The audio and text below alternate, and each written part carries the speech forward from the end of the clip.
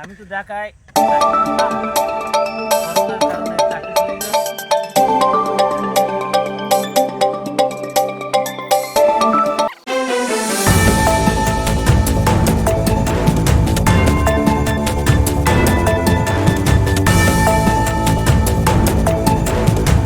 এবারে নলছিটি কৃষকের মুখে হাসি ফুটিয়েছে করলা চাষে।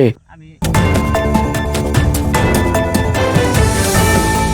নলছিটি উপজেলা নাচনমহল ইউনিয়নে নজরুল ইসলাম মুন্সির জমিতে এবার করলা চাষে এসেছে বাম্পার ফলন। নলছিটি প্রতিনিধি শাকিল আহমেদের পাঠানো তথ্যচিত্রে। দাম ভালো পাওয়ায় কৃষক খুশি নজরুল ইসলাম মুন্সি। করলা চাষে কৃষকের সফলতা অর্জনে পরিবারের আর্থিক সচ্ছলতা ফেরায় কৃষক নজরুল ইসলাম মুন্সি এখন করলা চাষের দিকেই ঝুঁকছেন।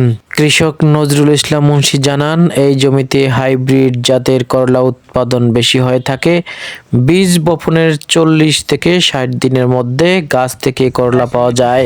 1 মাসেরও বেশি সময় ধরে করলা সংগ্রহ করা যায় জানিয়েছেন তিনি। কৃষক নজরুল ইসলাম মুন্সি জানান, এই জমিতে অন্যান্য সবজি চাষ হয়, তবে আর্থিক সমস্যার কারণে অন্যান্য সবজি চাষ করতে পারি না।